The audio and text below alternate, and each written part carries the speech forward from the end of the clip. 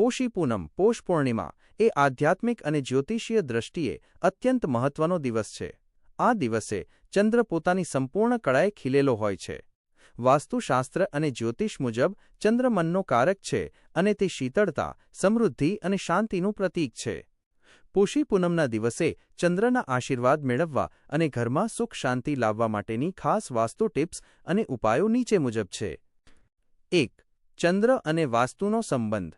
વાસ્તુશાસ્ત્રમાં વાયવ્ય ખૂણો north waste એ ચંદ્રનો ખૂણો માનવામાં આવે છે. જો તમારા ઘરમાં વાયવ્ય ખૂણામાં દોષ હોય તો માનસિક અશાંતિ અને આર્થિક તંગી રહે છે. પોષી પૂનમે આ દિશાને શુદ્ધ કરવાથી વિશેષ લાભ થાય છે. 2. પોષી પૂનમના ખાસ વાસ્તુ ઉપાયો. અર્ઘ્ય આપવાનું મહત્વ.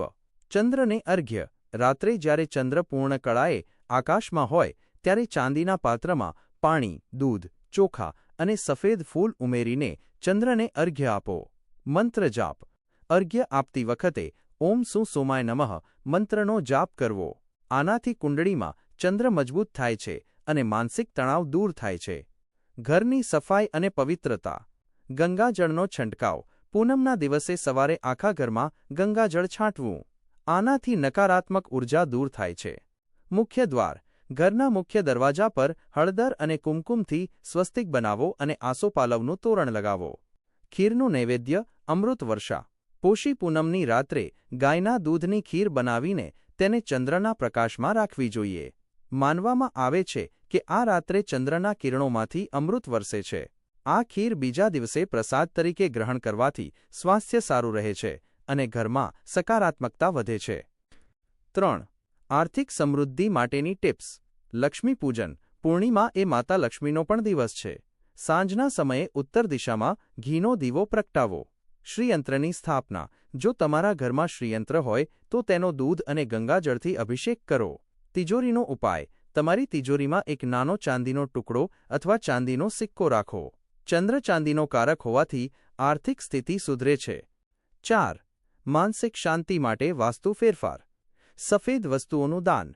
આ દિવસે દૂધ, ચોખા, ખાંડ કે સફેદ વસ્ત્રોનું દાન કરવાથી વાસ્તુ દોષોનું નિવારણ થાય છે. ધ્યાન અને મેડિટેશન. પૂર્ણિમાની રાત્રે થોડીવાર ચંદ્રના પ્રકાશમાં બેસીને ધ્યાન કરવું. આનાથી એકાગ્રતા વધે છે. 5. શું ન કરવું જોઈએ? 1. આ દિવસે ઘરમાં ઝઘડો કે કલેશ ન કરવો, કારણ કે ચંદ્ર મન પર અસર કરે છે. 2. ઘરના વાયવ્ય ખૂણામાં કચરો કે અંધારું ન રાખવું. 3. કોઈપણ વ્યક્તિનું અપમાન ન કરવું, ખાસ કરીને માતા કે સ્ત્રીઓનું, કારણ કે ચંદ્ર માતાનો પ્રતિનિધિ છે. નિષ્કર્ષ. પોષી પૂનમ એ માત્ર ધાર્મિક તહેવાર નથી, પણ તમારી આંતરિક ઉર્જા અને ઘરના વાતાવરણને શુદ્ધ કરવાની તક છે. ઉપર મુજબની ટિપ્સ અનુસરવાથી તમારા જીવનમાં શીતળતા અને લક્ષ્મી